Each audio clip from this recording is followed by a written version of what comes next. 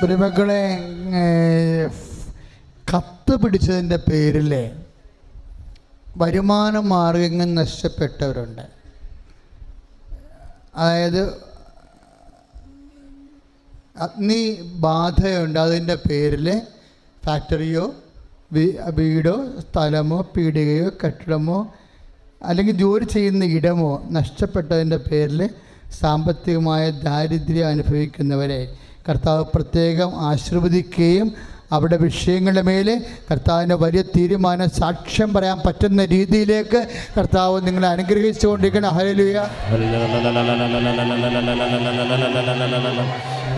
കരങ്ങൾ ഉയർത്തിക്കൊണ്ട് സ്തുതിക്കട്ടെ. ഹല്ലേലൂയ. കർത്താവേ, വരുമാന മാർഗം മുട്ടിപ്പോയവരെ അങ്ങ് ആശീർവദിക്കുന്നതിനെ നന്ദി പറയുന്ന കർത്താവേ, കർത്താവെ, അഗ്നിബാധ പോലും നഷ്ടപ്പെട്ട സ്വത്ത് സ്വങ്ങളുടെ മേൽ കർത്താവെ പുതിയ മാർഗം തുറന്നു. Hallelujah, hallelujah, hallelujah. നമ്മളിപ്പോഴും പ്രാർത്ഥിക്കുന്നത് കൃപാസനത്തിൻ്റെ സാക്ഷ്യങ്ങൾ നിങ്ങൾ വർഷങ്ങളായി കേൾക്കുന്നതാണ്. പ്രത്യേകിച്ച് ഉടമ്പടിക്ക് ശേഷം ഒരു മനുഷ്യൻ ഈ ഭൂമിക്ക് മുകളിൽ അനുഭവിക്കുന്ന എല്ലാത്തിനും സമാധാനം ഉണ്ടാകുന്ന പരിശുദ്ധ അമ്മയുടെ പ്രത്യേക മധ്യസ്ഥമുള്ള സ്ഥലമാണ്. ജോലിയായാലും വീടായാലും വിവാഹമായാലും മക്കളായാലും എല്ലാത്തിനും ഈ ആരാധനയുടെ അൾത്താറയിൽ അമ്മ സന്നിധാനത്തിൽ നിനക്ക് സാക്ഷ്യം പറയാൻ സാധിക്കും. ഇപ്പോഴും നമ്മൾ പ്രാർത്ഥിക്കാൻ പോകുന്നത് കല്യാണം ഒത്തുവരാത്തവർക്ക് വേണ്ടിയാണ്. പ്രത്യേകിച്ച് കുറേ പുരുഷന്മാരെ, സ്ത്രീകളെക്കാൾ കൂടുതൽ പുരുഷന്മാരാണ് വിവാഹം കഴിക്കാൻ പറ്റാണ്ടിരിക്കണത്.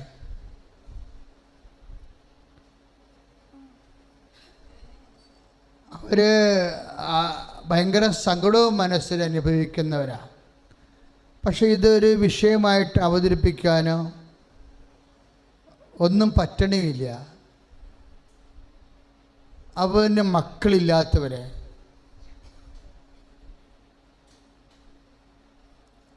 ഈ രണ്ട് വിഷയമാണ് ഇപ്പം നമ്മൾ പ്രാർത്ഥനയ്ക്ക് വെക്കുന്നത്. ഒന്ന്, ആണായാലും പെണ്ണായാലും വിവാഹം താമസിക്കുന്നവരെ. രണ്ടാമത്തത് മക്കളില്ലാത്തവരെ. അച്ഛനോട് ചേർന്ന് പ്രാർത്ഥിക്കുക. കർത്താവായ ദൈവമേ, കർത്താവായ ദൈവമേ, വിവാഹം ഒത്തുവരാത്തവരെ അങ്ങേക്ക് സമർപ്പിക്കുന്നു. മക്കളില്ലാത്തവരെ അങ്ങേക്ക് സമർപ്പിക്കുന്നു. ഈശോ ഇപ്പോഴ് ഈ നിമിഷം പരിശുദ്ധ അമ്മേ അവർക്ക് വേണ്ടി മാധ്യസ്ഥം വഹിക്കണമേ. യേശുവിന്റെ വലത് കരം, കരുണയുടെ കരം അവരിലേക്ക് നീണ്ടുവരട്ടെ. യേശുവിന്റെ നാമത്തിൽ വൈവാഹിക തടസ്സങ്ങള്, മക്കളില്ലാത്ത അവസ്ഥകള് പരിപൂർണമായി നീങ്ങിപ്പോകട്ടെ. ഹല്ലേലൂയ. കരങ്ങൾ ഉയർത്തട്ടെ. ഹല്ലേലൂയ. യേശുവേ ആരാധന. ദൈവമേ, വിവാഹപ്രായമായവരെ അങ്ങ് സ്പർശിക്കണമേ കർത്താവേ. സദാന ലബ്ധിയില്ലാത്തവര്, വിഷമിക്കുന്നവർക്ക് മധ്യായ എലിസബത്തിന് സന്താന ഭാഗ്യം കൊടുത്ത ദൈവമേ, 90-ാമത്തെ വയസ്സില് സാറായ്ക്ക് സന്താന കൃപ കൊടുത്ത ദൈവമേ, വിവാഹം കഴിഞ്ഞിട്ട് മക്കളില്ലാത്ത എല്ലാ മക്കളെ ഏറ്റെടുക്കണമേ. ഹല്ലേലൂയ.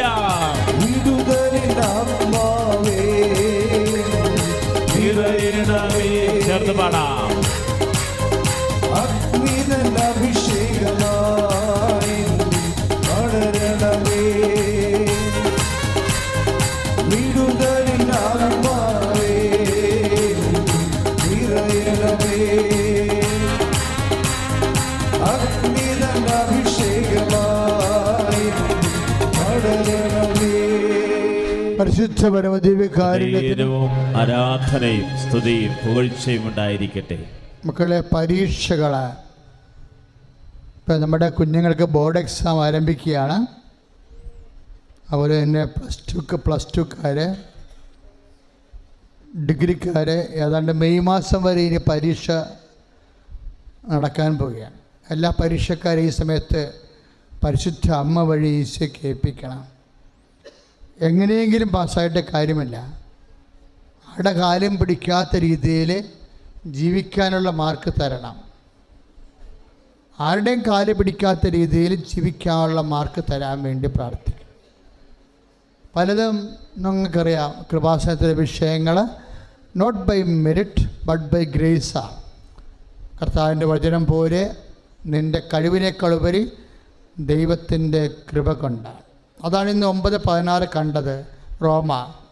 അതിൻ്റെ പ്രവൃത്തിയല്ല, മറിച്ച് കർത്താവിൻ്റെ കൃപയാണ്. ആ പ്രവൃത്തിക്ക് അപ്പുറത്ത് കർത്താവിൻ്റെ കൃപ പ്രവർത്തിച്ച് നിങ്ങൾ നിലനിർത്തുന്ന ഒരു സ്ഥലമാണിത്. അതുകൊണ്ട് തന്നെ നമ്മുടെ ആത്മാർത്ഥത ഉണ്ട്, കഠിനാധ്വാനം ഉണ്ടെങ്കിൽ ബാക്കി അതിൻ്റെ പരാധീനം പോരായ്മകളും കർത്താവ് പരിഹരിച്ച് നിന്നെ ഉന്നത സ്ഥാനത്തെത്തിക്കാം. അവിടെ പരീക്ഷ എഴുതാനുള്ളവരെ, പിന്നെ ഏറ്റവും കൂടുതൽ IELTS, MOH, ഹാദ്, OET അനേകം സാക്ഷ്യങ്ങൾ എല്ലാ ആഴ്ചകളിലും കേൾക്കുന്ന സ്ഥലമാണ്. അപ്പം മനുഷ്യൻ്റെ എല്ലാ സങ്കീർണ വിഷയം, കോടതിയെങ്കിൽ കോടതി, കേസ്, വ്യവഹാരം, അതിർത്തി തർക്കം, നൈപുണ്യ പരീക്ഷ, യോഗ്യതാ പരീക്ഷ, എല്ലാത്തിനും അമ്മ സമാധാനം വേണം. നിൻ്റെ ഭൗതിക മേഖലകളെ അതിശക്തമായി അതിൻ്റെ നീ തുഴഞ്ഞ് കൈയും കാലം തളരുമ്പോൾ അമ്മയുടെ കൈകൾ നിനക്ക് വേണ്ടി തുഴയണ ഇടമാണിത്. ആ സാക്ഷ്യങ്ങളാണ് നമ്മൾ കേൾക്കുന്നത്. യൂട്യൂബിൽ കിടക്കുന്നതും അത് തന്നെയാണ്. അതുകൊണ്ട് അച്ഛനോട് ചേർന്ന് എല്ലാ ടെസ്റ്റുകളുണ്ട്. ഇനി ജോലിക്ക് ഇൻ്റർവ്യൂ ഉണ്ട്, ജോലിക്ക് ഇൻ്റർവ്യൂവിന് പോകുന്നവരുണ്ട്, അപ്പോയിൻമെൻറ്റ് ലെറ്റർ പ്രതീക്ഷിക്കുന്നവരുണ്ട്, ഇനി വരാൻ പോകുന്ന റാങ്ക് ലിസ്റ്റിൽ പേര് വരാൻ പ്രാർത്ഥിക്കുന്നവരുണ്ട്, പൊട്ടപ്പരീക്ഷ എഴുതി വ്യസനത്തോടെ കഴിയണവരുണ്ട്, നിസ്സഹായപ്പെട്ട് ഇനി എന്ത് ചെയ്യുമെന്ന് അറിയാൻ പാടില്ല വിഷമിക്കുന്നവരുണ്ട്. എല്ലാവരെയും ഇപ്പോഴും ഓർക്കുകയാണ്. അച്ഛനോട് ചേർന്ന് പ്രാർത്ഥിക്കുക. കർത്താവായ ദൈവമേ, എല്ലാ പരീക്ഷക്കാരെയും 10ാം ക്ലാസ് മുതൽ മുകളിലേക്കുള്ള എല്ലാ നിർണായക പരീക്ഷക്കാരെയും അവരുടെ ബുദ്ധിയെ ഇപ്പോൾ പ്രകാശിപ്പിക്കണമേ. അവരുടെ അധ്വാനത്തെക്കാൾ ഉപരി അങ്ങയുടെ കൃപയാൽ അവർക്ക് ആത്മവിശ്വാസം നൽകണമേ. പരീക്ഷകളുടെ പേടി, ഉറക്കമില്ലാത്ത അവസ്ഥകള്, സംഭ്രാന്തികള് വിശുദ്ധ രക്തത്താൽ കഴുകപ്പെടട്ടെ. സ്വസ്ഥതയും സമാധാനവും ആത്മവിശ്വാസവും പരീക്ഷാർത്ഥികളിലെ നിറയട്ടെ. കർത്താവായ ദൈവമേ, ബോർഡ് എക്സാം എഴുതുന്ന എല്ലാ മക്കളെയും സമർപ്പിക്കുന്നു. +1, +2 എക്സാം എഴുതുന്നവര്, ഡിഗ്രി പരീക്ഷ എഴുതുന്നവര്, പ്രൊഫഷണൽ കോഴ്സിന് പഠിച്ച് പരീക്ഷ എഴുതുന്നവര്, കർത്താവേ അവന്റെ ബുദ്ധിയെ പ്രകാശിപ്പിക്കണമേ. എല്ലാ ചോദ്യങ്ങൾക്കും കൃത്യമായ ഉത്തരം നൽകാൻ പരിശുദ്ധാത്മാവേ, വിജ്ഞാനദാതാവായ ദൈവമേ, ദിവ്യകാരുണ്യത്തിന്റെ അഭിഷേകത്താൽ ആശീർവദിക്കണമേ.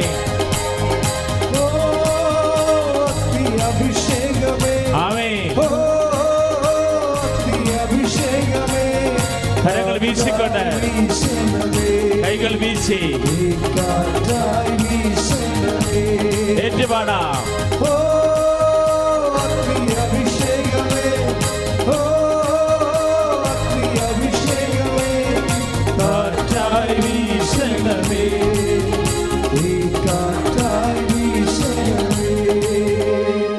പരിശുദ്ധ പരമദിവ്യകാരുണ്യവും ആരാധനയും സ്തുതിയും പുകഴ്ചയും ഉണ്ടായിരിക്കട്ടെ. പ്രിയപ്പെട്ടവരെ ശ്രദ്ധിക്കുക. ഇപ്പോഴും നമ്മൾ പ്രാർത്ഥിക്കാൻ പോകുന്നൊരു പ്രത്യേക വിഷയമാണ്. കൃപാസനത്തിലെ അമ്മ സമയത്തിൻ്റെ അമ്മയാണ്. ഇപ്പം ഡേറ്റ് ആൻഡ് ടൈമാണ് ഇപ്പോഴത്തെ പ്രാർത്ഥനാ വിഷയം. ഇപ്പോൾ ഒരേ ആൾക്കാർ നമ്പരൊക്കെ പറഞ്ഞ് കേട്ടില്ലേ? എപ്പോഴും സാക്ഷ്യം പറഞ്ഞാലും ഒരു ഡേറ്റോ നമ്പരോ ഉണ്ടാകും, അക്കങ്ങളുണ്ടാകും.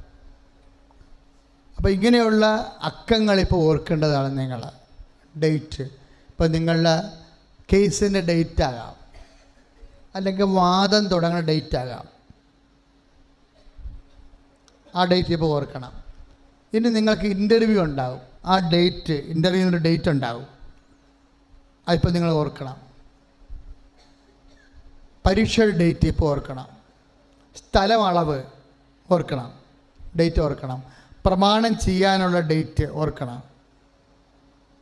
ഇങ്ങനെ നിങ്ങളുമായി ബന്ധപ്പെട്ട ഡേറ്റുകൾ, നിങ്ങൾക്ക് പണം തരാനുള്ളവർ പറഞ്ഞേക്കുന്ന ഡേറ്റുകൾ, നിങ്ങൾ പണം കൊടുക്കാനുള്ളവർ നിങ്ങളെ ഭീഷണിപ്പെടുത്തുന്ന ഡേറ്റുകൾ, അവർക്ക് കൊടുത്തിരിക്കുന്ന ഡേറ്റുകൾ, ആ ഡേറ്റ് എല്ലാം ഓർക്കണം. എല്ലാ തീയതികളും ഓർക്കുക. പിന്നെ നീ യാത്ര ചെയ്യുകയാണെങ്കിൽ യാത്രയുടെ സമയം ഓർക്കുക. നിൻ്റെ ഫ്ലൈറ്റിൻ്റെ സമയമോ ബസ്സിൻ്റെ ടൈമോ അതിൻ്റെ ഈ യാത്ര ചെയ്യുന്ന ജോലി സംബന്ധമായ യാത്രയാണ് അച്ഛൻ ഉദ്ദേശിക്കുന്നത്. ആ യാത്രയുടെ സമയം ഓർക്കുക.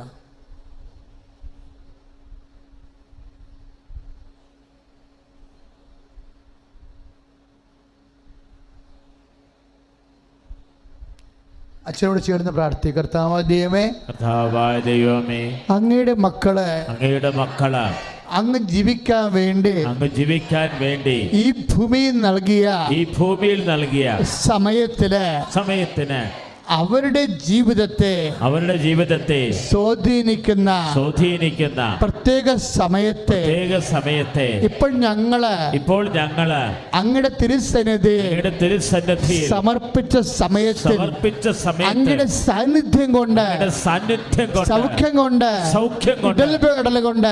ഇടപെടൽ കൊണ്ട് ഇപ്പൊ നിറക്കണമേ. ഹല്ലേലൂയ. കരങ്ങൾ ഉയർത്തിക്കൊണ്ട് സ്തുതിക്കട്ടെ. കർത്താവിന്റെ ശക്തി പ്രകടമാകുന്ന വലിയ നിമിഷങ്ങള്, ദൈവിക കൃപയുടെ നിമിഷങ്ങള്, ദൈവം ഇടുന്നവിടുന്ന് നന്ദി പറയുന്ന കർത്താവേ. Hallelujah, hallelujah. യേശുവേ ആരാധന. Praise the Lord. കരങ്ങൾ ഉയർത്തി ശക്തമായിട്ട് സ്തുതിക്കട്ടെ. ഇതാ ഈശോ നിങ്ങളെ ആശീർവദിക്കാൻ പോവുകയാണ്. ഉടമ്പടിയിൽ സമർപ്പിച്ചിട്ടുള്ള എല്ലാ നിയോഗങ്ങളും ഓർക്കണം. പരീക്ഷ എഴുതുന്ന മക്കളെല്ലാം കരങ്ങൾ ഉയർത്തി സ്തുതിക്കട്ടെ. പരീക്ഷ എഴുതുന്ന മക്കൾക്ക് വേണ്ടി പ്രാർത്ഥിക്കുന്ന മാതാപിതാക്കൾ ഇപ്പോൾ മക്കളെ സമർപ്പിച്ച് പ്രാർത്ഥിക്കട്ടെ. കരങ്ങൾ ഉയർത്തി ശക്തമായി സ്തുതിക്കട്ടെ. യേശുവേ, സ്തുതിച്ച് പ്രാർത്ഥിക്കുന്ന കർത്താവേ, മാരക രോഗങ്ങള്, ക്യാൻസർ രോഗങ്ങള്, കിഡ്നി രോഗങ്ങള്, തൈറോയ്ഡ് രോഗങ്ങള്, ഹൃദയ സംബന്ധമായ രോഗങ്ങള്, പ്രഗ്നൻസി കോംപ്ലിക്കേഷൻസ്, ഈശോയെ അങ്ങ് സൗഖ്യപ്പെടുത്തുന്നതിനെ ഓർത്ത് നന്ദി പറയുന്ന കർത്താവേ. ഉടമ്പടിയിൽ ഞങ്ങൾ സമർപ്പിച്ചുള്ള നിയോഗങ്ങള് അത്ഭുതകരമായി അങ്ങ് ഇടപെടുന്നതിനെ ഓർത്ത് നന്ദി പറയുന്നു. വിദൂരങ്ങളിൽ ഇരുന്ന് യൂട്യൂബിലൂടെ ശുശ്രൂഷ കണ്ട് പ്രാർത്ഥിക്കുന്ന ഓരോ മകനെയും മകളെയും ഈ നിമിഷം ആശീർവദിക്കണമേ. Hallelujah, hallelujah. യേശുവേ നന്ദി, യേശുവേ സ്തോത്രം. ശിരസ് നമിച്ച പരിശുദ്ധ പരമ ദിവ്യകാരുണ്യത്തിന് നമ്മുടെയും നമ്മുടെ നിയോഗങ്ങളെയും ആശീർവദിച്ച പരിശുദ്ധ പരമ ദിവ്യകാരുണ്യത്തിന് നമ്മുടെയും നമ്മുടെ കുടുംബങ്ങളെയും നമ്മുടെ രോഗങ്ങളെയും ആശീർവദിച്ച പരിശുദ്ധ പരമ ദിവ്യകാരുണ്യത്തിന്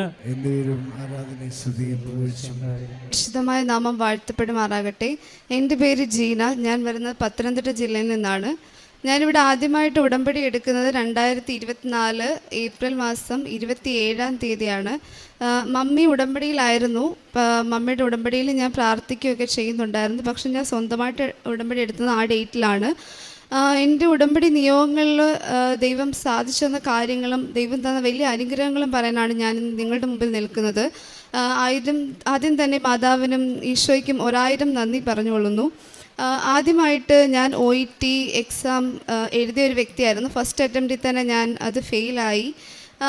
ഒരുപാട് പല പ്രശ്നങ്ങൾ, ഇഷ്യൂസൊക്കെ അതിൻ്റെ കൂട്ടത്തിലുണ്ടായിരുന്നു. എക്സാം മാത്രമല്ല, ആ ഒരു പ്രഷറിൽ തന്നെ ഒരുപാട് ഡൗൺ ആയിരുന്ന സമയത്താണ് ഞാനിവിടെ വന്ന് ഉടമ്പടി എടുക്കുന്നത്.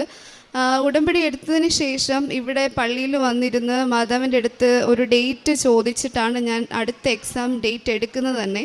അപ്പം മാതാവ് എനിക്കൊരു ഡേറ്റ് ഇങ്ങനെ കാണിച്ചു തരുന്നുണ്ടായിരുന്നു. ആ ഡേറ്റിലാണ് ഞാൻ സെക്കൻഡ് അറ്റംപ്റ്റിൻ്റെ OET എക്സാം ബുക്ക് ചെയ്യുന്നത്.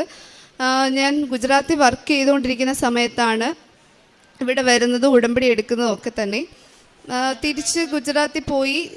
ഞാൻ OET എക്സാമിന് ഡേറ്റ് എടുത്തു. ആ ഡേറ്റ് തന്നെ എടുത്തു. എന്നിട്ട് തുടർച്ചയായിട്ട് അഞ്ജലിക്ക് പ്രാർത്ഥിക്കുകയും പിന്നെ പ്രത്യക്ഷീകരണ പ്രാർത്ഥന ചൊല്ലുകയും എല്ലാ കാര്യങ്ങളും മുടങ്ങാതെ ചെയ്തുകൊണ്ടിരുന്നു. ഗുജറാത്തിലാണ് എക്സാം എഴുതിയത്, അഹമ്മദാബാദിൽ. ആ ഡേറ്റിൽ പോയി എക്സാം എഴുതി. പോകുന്ന വഴിക്കെല്ലാം തന്നെ പ്രത്യക്ഷീകരണ പ്രാർത്ഥന ചൊല്ലി വിശ്വാസപ്രമാണം ചൊല്ലിയാണ് പോയത്. അതുപോലെ തന്നെ കാശുരൂപം കയ്യിൽ കൊണ്ടുപോയായിരുന്നു. പിന്നെ ഉടമ്പടി ഉപ്പ് കൊണ്ടുപോയായിരുന്നു. തൈലം തേച്ചിട്ടാണ് പോയത്. അവിടെ ചെന്ന് എക്സാം ഹോളിൽ ചെന്നിട്ട് എല്ലാവരും പറഞ്ഞ് കേട്ടിട്ടുണ്ട്, എക്സാം ഹോളിൽ കയറുമ്പം ആരും ചവിട്ടാത്ത ഒരു സ്ഥലത്ത് ഉപ്പിട്ട് മാതാവിൻ്റെ അടുത്ത് പ്രാർത്ഥിക്കണമെന്ന്. അതുപോലെ തന്നെ ഞാൻ എക്സാം സെൻറ്ററിൽ ചെന്നപ്പോൾ അവിടെ ഉപ്പിട്ട് പ്രാർത്ഥിച്ചു. അതുപോലെ കാശ് രൂപം എൻ്റെ കയ്യിലുണ്ടായിരുന്നു. ആ ഒരു കോൺഫിഡൻസ് ആയിരുന്നു മെയിനായിട്ടുണ്ടായിരുന്നത്. എല്ലാം തന്നെ ഞാൻ ഫസ്റ്റ് അറ്റംപ്റ്റ് എഴുതിയപ്പോൾ തന്നെ മെറിറ്റ്, എൻ്റെ സ്വന്തം മെറിറ്റ് കൊണ്ടാണ് ഞാൻ ഫസ്റ്റ് അറ്റംപ്റ്റ് എഴുതിയത്. ഗ്രേസ് ഉണ്ടായിരുന്നു, പ്രാർത്ഥനയൊക്കെ ഉണ്ടായിരുന്നു. പക്ഷേ സെക്കൻഡ് അറ്റംപ്റ്റ് ആയപ്പോഴത്തേക്ക് ഞാൻ മെറിറ്റ് മൊത്തമായിട്ട് മാറ്റിയിട്ട് ഓൺലി ബൈ ഗ്രേസ് എന്നുള്ളൊരു കോൺസെപ്റ്റിലാണ് പോയിരുന്നത്. അതുകൊണ്ട് തന്നെ എക്സാം എഴുതി, എനിക്ക് റിസൾട്ട് വന്നു. റിസൾട്ട് വന്നപ്പം ദൈവത്തിൻ്റെ അനുഗ്രഹത്താൽ എനിക്ക് എല്ലാ മൊഡ്യൂൾസും പാസ്സാകാൻ പറ്റി. അത് UK, അയർലൻഡ് 2 സ്കോറും എനിക്കുണ്ടായിരുന്നു. അപ്പോൾ ആദ്യം ഞാൻ UK പോകാനൊക്കെ ശ്രമിച്ചു. പക്ഷേ എൻ്റെ കസിൻസൊക്കെ അയർലൻഡിലുള്ളതുകൊണ്ട് വീട്ടുകാരെല്ലാം പറഞ്ഞ് അയർലൻഡിലോട്ട് നോക്കാം. അപ്പം ഞാൻ അയർലൻഡിലെ പ്രോസസ്സ് സ്റ്റാർട്ട് ചെയ്തു. NMBA രജിസ്ട്രേഷനൊക്കെ കിട്ടി. പക്ഷേ അവിടുത്തെ എല്ലാ വേക്കൻസീസും ഫ്രീസായി. ഒരു പുതിയ വർഷം തുടങ്ങുമായിരുന്നു. 3-4 മാസമായിട്ട് ഇങ്ങനെ റിക്രൂട്ട്മെൻറ്റ്സ് നോക്കിക്കൊണ്ടിരുന്നു, വേക്കൻസീസ് നോക്കിക്കൊണ്ടിരുന്നു.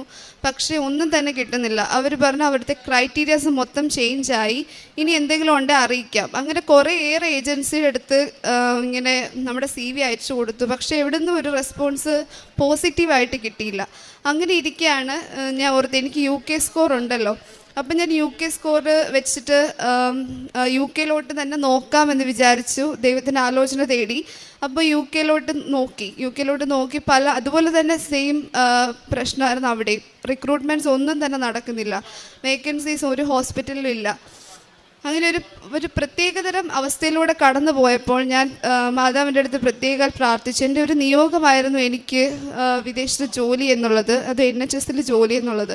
കുറേ നോക്കി, കെയർ ഹോമിൽ വരെ അപ്ലൈ ചെയ്തു. പക്ഷേ ഉള്ളിൽ ഒരു വിഷമം ഉണ്ടായിരുന്നു. NHS കിട്ടാതെ കെയർ ഹോം താണതാണ് ഉയർന്നതാണ് അങ്ങനെയൊന്നുമല്ല. പക്ഷേ NHS കിട്ടാതെ പോകുമോ എന്നൊരു വിഷമം ഉള്ളിലുണ്ടായിരുന്നു. പക്ഷേ കാശുരൂപവും ഉപ്പും ഉടമ്പടി തൈലും എല്ലാം ഉപയോഗിച്ച് പ്രാർത്ഥിച്ചുകൊണ്ടിരുന്നു. തുടർച്ചയായിട്ട് പ്രാർത്ഥിച്ചു. അങ്ങനെ ഒരു ദിവസം അപ്രതീക്ഷിതമായിട്ട് എൻ്റെ ഒരു ഫ്രണ്ട് വഴി, ഞാൻ CBT എക്സാം പഠിക്കുന്നുണ്ടായിരുന്നു. എല്ലാവരും ചോദിച്ചു, നീ എന്തിനാ ഇപ്പം CBT പഠിക്കുന്നത്, വേക്കൻസീസ് ഒന്നും ഇല്ലല്ലോ, പിന്നെ അത് പഠിച്ചിട്ട് വേക്കൻസീസ് ഇല്ലാതെ നിൽക്കുന്ന എന്തിനാ, അങ്ങനെ ഒരു സിറ്റുവേഷൻ ആവത്തില്ലേ? പക്ഷേ എനിക്ക് വിശ്വാസം ഉണ്ടായിരുന്നു, ഞാൻ ഉടമ്പടി എടുത്തതാണ്, എൻ്റെ നിയോഗമാണ്, അത് ഞാൻ കൊടുത്തത് അത്രമേൽ സ്ട്രോങ് ആയിട്ടുള്ള വ്യക്തികളുടെ കയ്യിലാണ്. എല്ലാം ഞാൻ മാതാവിലും കർത്താവിലും മാത്രമാണ് സമർപ്പിച്ചത്. അപ്പോൾ അത്രമേൽ എനിക്ക് കോൺഫിഡൻസ് അവരിലുണ്ടായിരുന്നു, എൻ്റെ ഒരു മെറിറ്റ് അല്ല എന്നുള്ളത് കൊണ്ട് തന്നെ. ആ ഒരു സമയത്ത് വാട്സപ്പിൽ ഒരു മെസ്സേജ് എൻ്റെ ഒരു ഫ്രണ്ടിൻ്റെ കണ്ടു, CBT ഗ്രൂപ്പിൻ്റെ. അപ്പം വളരെ പ്രത്യക്ഷമായിട്ട് ഞാൻ അവൾ ഈ ഗ്രൂപ്പിലുണ്ടോ എന്നിങ്ങനെ തപ്പി അവളെ കോണ്ടാക്ട് ചെയ്തു. അപ്പോൾ പറഞ്ഞു ഇപ്പോൾ റിക്രൂട്ട്മെൻറ്റ് നടക്കുന്നുണ്ട്, ഞങ്ങളുടെ കൂട്ടത്തിൽ ഒരാൾ പോകാൻ വേണ്ടിയിട്ട് എല്ലാം റെഡി ആയിട്ടിരിക്കുക. അപ്പം ഞാൻ ആ ഫ്രണ്ടിനെ കോണ്ടാക്ട് ചെയ്തു. അവൾ വഴി ഒരു ഏജൻസി എനിക്ക് കോണ്ടാക്ട് ചെയ്യാൻ പറ്റി. ആ ഏജൻസി വഴി അവർ അറിയാൻ കഴിഞ്ഞത് ഇപ്പം ചില സ്ഥലങ്ങളിൽ വേക്കൻസീസ് ഉണ്ട്. അപ്പം പിന്നെ ഞാൻ CV അയച്ചു കൊടുത്തു. അവർ ഇൻ്റർവ്യൂ ഷെഡ്യൂൾ ചെയ്ത് ഓൺലൈനായിരുന്നു. പക്ഷെ ഞാൻ കാശ് രൂപം പിടിച്ചാണ് ഇൻ്റർവ്യൂ അറ്റൻഡ് ചെയ്തത്. അതുപോലെ തന്നെ ഞാൻ ഇരുന്നിടത്ത് ഉടമ്പടി ഉപ്പിട്ടിട്ടാണ് ഇൻ്റർവ്യൂ അറ്റൻഡ് ചെയ്തത്. എന്തായാലും ദൈവം സഹായിച്ച് എനിക്ക് ഇൻ്റർവ്യൂ പാസ്സാകാൻ പറ്റി. അത് കഴിഞ്ഞിട്ട് വളരെ പെട്ടെന്നായിരുന്നു എല്ലാം. ബാക്കി എല്ലാ പ്രോസസ്സും വളരെ പെട്ടെന്ന് തന്നെ നടന്നു. ഞാനിപ്പോൾ UK NHS വർക്ക് ചെയ്യുവാണ്. Band 5 ആയിട്ടാണ് വർക്ക് ചെയ്യുന്നത്. അത് കഴിഞ്ഞ് അവിടെ ചെന്ന് OSCE എക്സാം എഴുതി. അപ്പം ഞാൻ പോയപ്പോൾ ഞാൻ ഒറ്റയ്ക്കായിരുന്നു, എനിക്ക് കൂടെ ആരും ഫ്രണ്ട്സ് ഇല്ലായിരുന്നു. അപ്പോൾ എനിക്ക് ഭയങ്കര ടെൻഷനായിരുന്നു. നമുക്കറിയാത്തൊരു സ്ഥലമാണ്, അവിടെ വേറെ ആരും ഇല്ല നമുക്ക് സഹായത്തിന്. പക്ഷേ ദൈവ സഹായത്തിന് ഉണ്ടാകുമെന്നൊരു പ്രതീക്ഷ അത് എപ്പോഴും കൂടെ ഉണ്ടായിരുന്നു. അപ്പം പോയപ്പം അവിടെ ചെന്ന് എനിക്കൊരു ഫ്രണ്ടിനെ കിട്ടി. ഞങ്ങളുടെ സെയിം ഏജൻസി വഴിയാണ് പോയത്. ചേച്ചി ഇതുപോലെ ഇവിടെ കൃപാസനത്തിൽ വന്ന് ഉടമ്പടി എടുത്തിട്ട് പോയ ആൾ. അപ്പോൾ കേട്ടപ്പോൾ ഒരു സമാധാനം, അങ്ങനെ ഒരാളെങ്കിലും കിട്ടിയല്ലോ. ദൈവത്തിൻ്റെ ഒരു വലിയ ഒരു കരുണ, ആ ഒരു അറ്റ്മോസ്ഫിയർ തന്നെ എനിക്ക് അവിടെ ഫീൽ ചെയ്യാൻ കഴിഞ്ഞു. അവിടെ ചെന്ന് ഞങ്ങൾക്ക് ഓസ്കി എന്ന് പറഞ്ഞ എക്സാം ഉണ്ടായിരുന്നു. വളരെ ഹാർഡാണ്. ഓസ്കി എഴുതിയവർക്ക് അറിയാം, കേട്ടിട്ടുള്ളവർക്കൊക്കെ അറിയാം. ആ എക്സാം പാസ്സാകുക വളരെ ചലഞ്ചിങ് ആയിട്ടൊരു സിറ്റുവേഷനാണ്. ഇപ്പം ഞങ്ങൾ ഒരുപാട് പ്രാക്ടീസ് ചെയ്തു, കഷ്ടപ്പാട് ഒക്കെ ഉണ്ടായിരുന്നു എൻ്റെ പുറകിലെങ്കിൽ പോലും. പക്ഷേ ഇതൊന്നും അല്ലല്ലോ നമ്മൾ കഷ്ടപ്പെടുന്നു, പക്ഷെ ദൈവത്തിൻ്റെ കയ്യിലാണ് ബാക്കിയെല്ലാം. ഞാൻ അവിടെ ചെന്ന് ലൈറ്റ് ക്യാൻഡിൽ പ്രയർ റിക്വസ്റ്റ് ഇട്ട് പ്രാർത്ഥിച്ചു. എൻ്റെ കൂടെ മറ്റുള്ളവർക്ക് വേണ്ടി പ്രാർത്ഥിച്ചു. ഞങ്ങൾ 6 പേരുണ്ടായിരുന്നു. ആരും തോൽക്കാതെ ജയിക്കണേ എന്ന് പ്രാർത്ഥിച്ചു. അങ്ങനെ എക്സാമൊക്കെ എഴുതി. എക്സാം എഴുതിയപ്പോൾ വലിയൊരു സംഭവം ഉണ്ടായത്, എക്സാമിൻ്റെ ദിവസം എല്ലാവരും നല്ലതായിട്ട് എഴുതി. അതിന് ടൈമുണ്ട്. ആ സമയത്തിനുള്ളിൽ തന്നെ നമ്മളത് ചെയ്ത് തീർക്കണം. ഏതാണോ നമ്മുടെ സ്റ്റേഷൻ അതെല്ലാം. എനിക്ക് അസസ്മെൻ്റ് എന്ന് പറയുന്നൊരു സ്റ്റേഷനിലെത്തിയപ്പോൾ ഞാനതെല്ലാം ചെയ്ത് തീർത്തു. പക്ഷേ എനിക്ക് അതിലെ ഒരു റെക്കോർഡിങ്ങിൽ ഒരു മിസ്റ്റേക്ക് വന്നു. ആ മിസ്റ്റേക്ക് എനിക്ക് ആദ്യം മനസ്സിലായില്ല. സമയം തീർന്നു. എന്നിട്ട് ഞങ്ങളുടെ ഇവാലുവേറ്റർ വന്ന് ചോദിച്ചു, നീ കറക്റ്റായിട്ടെല്ലാം ചെയ്തോ എന്ന് ചോദിച്ചു. ഞാനത് ഒന്നുകൂടെ നോക്കി. ആ ഒരു ടെൻഷനിൽ, ആദ്യത്തെ സ്റ്റേഷനാണ്, ആ ഒരു ടെൻഷനിൽ പെട്ടെന്ന് നോക്കി. എനിക്ക് ഒന്നും കണ്ണിപ്പെട്ടില്ല. ഞാൻ പറഞ്ഞു എല്ലാം കഴിഞ്ഞു, ഒന്നുകൂടെ നോക്കെന്ന് പറഞ്ഞു. ഞാൻ ഒന്നുകൂടെ നോക്കി. അപ്പോഴാണ് എനിക്ക് പെട്ടെന്ന് ആ ഒരു മിസ്റ്റേക്ക് കണ്ണിൽ പെട്ടത്. ശരിക്കും പറഞ്ഞാൽ സമയത്തിനുള്ളിൽ നമ്മളത് റെക്ടിഫൈ ചെയ്ത്, അല്ലെങ്കിൽ നമ്മൾ മിസ്റ്റേക്ക് ചെയ്തു എന്ന് പറഞ്ഞാൽ നമുക്ക് അവർ കൺസെഷൻ തരും. ഇത് ഓൾറെഡി സമയം തീർന്നു. ഞാൻ പറഞ്ഞു എനിക്ക് മിസ്റ്റേക്ക് പറ്റി, ഞാൻ എഴുതിയത് റെക്കോർഡ് ചെയ്തത് വേറൊരു കോളത്തിലായിപ്പോയി. അതെന്താകുമെന്ന് എനിക്കറിയില്ല. അവരെന്നോട് ഒരു റെസ്പോൺസും പറഞ്ഞില്ല. ഇത് ഞാൻ പറഞ്ഞു പുറത്തിറങ്ങി കാശ് രൂപ എടുത്ത് പ്രാർത്ഥിച്ചുകൊണ്ടേയിരുന്നു. അവിടെ ഉപ്പിട്ട് പ്രാർത്ഥിച്ചു ഇരുന്ന ആ ചെയറിൻ്റെ സൈഡിൽ. എനിക്കറിയില്ല എന്താകുമെന്ന്. എല്ലാം ദൈവത്തിനെ കൊടുത്തു. തിരിച്ചു വന്ന് ഫ്രണ്ട്സിൻ്റെ അടുത്തെല്ലാം ഇത് പറഞ്ഞ് എനിക്കിങ്ങനെ പറ്റി. എല്ലാവരും സമയത്തിനുള്ളിൽ തന്നെ തീർത്തു. എല്ലാവരും ഇച്ചിരി ഹാർഡാണെങ്കിലും ഓക്കെ ആയിരുന്നു. പക്ഷേ എനിക്കിങ്ങനൊരു മിസ്റ്റേക്ക് പറ്റിയത് എനിക്ക് ഭയങ്കര വിഷമമായിരുന്നു. ഞാൻ ലാസ്റ്റ് വരെ പ്രതീക്ഷ കൈവിട്ടില്ല, പ്രാർത്ഥിച്ചുകൊണ്ടിരുന്നു. അങ്ങനെ എക്സാം റിസൾട്ട് വന്നപ്പോൾ ഞാൻ ഡ്യൂട്ടിയിലാണ്. അന്ന് ബാൻഡ് 4 ആയിട്ട് വർക്ക് ചെയ്തുകൊണ്ടിരിക്കുമായിരുന്നു ഹോസ്പിറ്റലിലവിടെ. റിസൾട്ട് വന്നു. എനിക്ക് ഫോൺ തുറക്കാൻ പേടിയാണ്. കാരണം എനിക്ക് അന്ന് ട്രെയിനിങ് സെക്ഷൻ ആയതുകൊണ്ട് ഫോൺ യൂസ് ചെയ്യാൻ പറ്റുമായിരുന്നു. അപ്പം ഞാൻ എൻ്റെ ഇവിടുന്ന് പോയ ചേച്ചിയെ വിളിച്ചു. ചേച്ചി നോക്ക്, എനിക്ക് ശക്തിയില്ല, എനിക്ക് റിസൾട്ട് നോക്കാൻ ഒരു കോൺഫിഡൻസ് വരുന്നില്ല എന്ന് പറഞ്ഞു. അപ്പോൾ ചേച്ചി പറഞ്ഞു, ഞാൻ ഇവിടെ പ്രാർത്ഥിച്ചുകൊണ്ടിരിക്കുകയാണ്, മെഴുകുതിരി എല്ലാം കത്തിച്ച് പ്രാർത്ഥിക്കുവാണ്, നീ ധൈര്യമായിട്ട് തുറക്കുമെന്ന് പറഞ്ഞു. ഞാൻ തുറന്ന് നോക്കി. വലിയ അത്ഭുതം എന്ന് പറയട്ടെ, എനിക്ക് എല്ലാ മൊഡ്യൂൾസും കിട്ടി. അത് മാതാവിൻ്റെ വലിയൊരു കരുണയാണ്. മാതാവ് ഈശോ എനിക്ക് വേണ്ടി അവിടെ പ്രവർത്തിച്ചുകൊണ്ട് മാത്രമാണ്. അല്ലെങ്കിൽ ആ ഒരു മൊഡ്യൂൾ വീണ്ടും ഞാൻ എഴുതേണ്ടതായിട്ട് വന്നേനെ. അത് ഫുൾ എക്സാമിൻ്റെ കോസ്റ്റ് നമ്മൾ തന്നെ വീണ്ടും മുടക്കേണ്ടി വന്നേനെ. അതൊക്കെ ഓർത്ത് മാതാവിന് ഒരുപാട് നന്ദിയുണ്ട് ആ ഒരു കാര്യത്തിൽ. അതുപോലെ ഞങ്ങൾ എഴുതിയ ആർക്കും തന്നെ ഒരു മൊഡ്യൂളും നഷ്ടപ്പെടാതെ 6 പേർക്കും എല്ലാ മൊഡ്യൂൾസും ഓസ്കി കിട്ടി. ഇപ്പം ഞങ്ങളെല്ലാം ബാൻഡ് 5 ആയിട്ട് അവിടെ വർക്ക് ചെയ്തുകൊണ്ടിരിക്കുകയാണ്. അത് കഴിഞ്ഞിട്ട് എനിക്ക് ഉണ്ടായ ഒരു അനുഭവം എന്ന് പറയുന്നത്, ഉടമ്പടി എടുക്കുന്നതിന് മുമ്പ് എൻ്റെ കയ്യിൽ ചെറിയ കാശ് രൂപ ചെറിയ ലോക്കറ്റ് ഉണ്ടായിരുന്നു. മമ്മി എനിക്ക് തന്നായിരുന്നു. അത് ഞാൻ എപ്പോഴും ഹോസ്പിറ്റലിൽ, അതായത് ഗുജറാത്തിൽ വർക്ക് ചെയ്യുമ്പോൾ കൊണ്ടുപോകായിരുന്നു. അവിടെ ചെല്ലുമ്പം എൻ്റെ കയ്യിൽ എപ്പോഴും കാണും. പക്ഷെ ഒരു ദിവസം തിരിച്ച് വീട്ടിലെത്തിയപ്പം ലോക്കറ്റ് മിസ്സായി. ഞാൻ അവിടെ എല്ലാം തപ്പി, നടന്നു വരുന്ന വഴിക്ക് എല്ലാം പോയി നോക്കി. പക്ഷെ ഹോസ്പിറ്റലിലായി മിസ്സായെന്ന് ഉറപ്പായി. ഹോസ്പിറ്റലിൽ എപ്പോഴും ക്ലീനിങ് കാര്യങ്ങളൊക്കെ ചെയ്യുന്നതായതുകൊണ്ട് എവിടെയെങ്കിലും പോയാലും അത് ഓൾറെഡി നഷ്ടപ്പെട്ടിട്ടുണ്ടാവും എന്ന് തന്നെ വിചാരിച്ചു. പക്ഷെ പ്രാർത്ഥിച്ചു, ദൈവമേ തിരിച്ച് കിട്ടണേ എന്ന് പ്രാർത്ഥിച്ചു. പിറ്റേ ദിവസം ചെന്നു. കഴിഞ്ഞ ദിവസം ഉണ്ടായിരുന്ന പേഷ്യൻ്റ് സൈഡിലൊക്കെ നോക്കി, പക്ഷെ കണ്ടില്ല. ഞാൻ പിന്നെ അവിചാരിതമായിട്ട് വേറെ പേഷ്യൻ്റെ സൈഡിൽ, അതെൻ്റെ പേഷ്യൻ്റ് ആയിരുന്നില്ല, അപ്പുറത്തൊരു പേഷ്യൻ്റെ സൈഡിൽ പോയി അവരെ എന്തോ ഹെൽപ്പ് ചെയ്യാൻ പോയ സമയത്ത് ആ ഡ്രോയറിൽ വളരെ സേഫായിട്ട് ആ കാശ് രൂപം, അതെനിക്ക് ഇപ്പോഴും വിശ്വസിക്കാൻ പറ്റുന്നില്ല. അത്രയ്ക്ക് സേഫായിട്ട് ഒരു ഇഞ്ചക്ഷൻ ട്രേക്കകത്തിൽ ഗോസൊക്കെ ഇട്ട് ആ കാശ് രൂപം ഇങ്ങനെ ഇരിക്കുന്ന കണ്ടപ്പോൾ എനിക്കതങ്ങോട്ട് ഉൾക്കൊള്ളാൻ കഴിഞ്ഞില്ല. പക്ഷേ എനിക്ക് ഇപ്പോഴും വിശ്വസിക്കാൻ പറ്റുന്നില്ല. ആ കാശ് രൂപം ഇപ്പോഴും എൻ്റെ കയ്യിലുണ്ട്. അത് കഴിഞ്ഞിട്ടാണ് ഞാനിവിടെ ഒന്ന് ഉടമ്പടി എടുക്കുന്നത്. പിന്നീട് ഞങ്ങളുടെ വീടിൻ്റെ കുറച്ച് തടസ്സങ്ങളൊക്കെ ഉണ്ടായിരുന്നു, വീട് പണി, അത് മമ്മി പറയും. പിന്നെ എൻ്റെ പല ഫ്രണ്ട്സും എനിക്ക് മെസ്സേജൊക്കെ അയച്ച് പ്രാർത്ഥിക്കണമെന്ന് പറയുമായിരുന്നു. പ്രത്യേകിച്ച് ഞങ്ങളുടെ ഗുജറാത്ത് വർക്ക് ചെയ്ത സമയത്ത് ഒരു ഫ്രണ്ട് ഉണ്ടായിരുന്നു. അവിടെ ബ്രദറിന് UK വെച്ചൊരു ആക്സിഡൻ്റായി, വെൻറ്റിലേറ്ററിലായിരുന്നു, ബ്രെയിൻ ഇഞ്ചുറി ഒക്കെ ഉണ്ടായിരുന്നു. അത് എല്ലാവരും പറഞ്ഞു, ഡോക്ടേഴ്സ് പറഞ്ഞു വെൻറ്റിലേറ്ററിൽ നിന്ന് മാറ്റിയാൽ മരിച്ചു പോകും, നിങ്ങൾ എന്താ തീരുമാനിക്കുന്നത്? അപ്പോൾ പുള്ളിക്കാരത്തിനെ വിളിച്ചു. എന്നിട്ട് ഇങ്ങനെ പറഞ്ഞു. അപ്പം ഞാൻ പ്രാർത്ഥിച്ചു, സൗഖ്യം ലഭിച്ചു. ദൈവത്തിന് ഒരുപാട് നന്ദി പറയുന്നു. പിന്നെ കാരുണ്യപ്രവർത്തികൾ പറഞ്ഞാൽ ഇവിടെ ഞാൻ നാട്ടിലുണ്ടായിരുന്ന സമയത്ത് ഞാനിവിടെ പത്രം, മാതാവിൻ്റെ പത്രം എല്ലാം വാങ്ങിച്ചു കൊടുക്കുമായിരുന്നു. പിന്നെ ഗവൺമെൻറ് ഹോസ്പിറ്റലുകളിലൊക്കെ പോയി രോഗികളെ സന്ദർശിക്കുമായിരുന്നു. ഞാൻ ഒരു നേഴ്സാണ്, അതുകൊണ്ട് തന്നെ ആ ഒരു ഫീൽഡ് ആയതുകൊണ്ട് തന്നെ എനിക്ക് കുറച്ചും കൂടെ മനസ്സിലാവും. പ്രത്യേകിച്ച് ഉടമ്പടി എടുത്തതിന് ശേഷം ആ ഒരു രീതിയിൽ എല്ലാവരോടും രോഗികളോടും ആതുര സേവനത്തിലും കുറച്ചുകൂടി ഇൻവോൾവ് ആയിട്ട് ചെയ്യാൻ എനിക്ക് പറ്റി. അതുപോലെ അവർക്ക് സാമ്പത്തികമായിട്ടുള്ള സഹായങ്ങളൊക്കെ ചെയ്തു കൊടുക്കുമായിരുന്നു. പിന്നെ ഇവിടുന്ന് ഞാൻ UK പോയ ശേഷം അവിടെ നമുക്ക് ഡയറക്റ്റ് പോയി ആരെ ഹെൽപ്പ് ചെയ്യാൻ വളരെ പ്രയാസമാണ്. പോയവർക്കൊക്കെ അറിയാൻ പറ്റും. അപ്പോൾ ഫുഡ് ബാങ്കുകളുണ്ട് അവിടെ. ഫുഡ് ബാങ്കുകളിലൊക്കെ ഡൊണേഷൻസ് ചെയ്യാറുണ്ട്.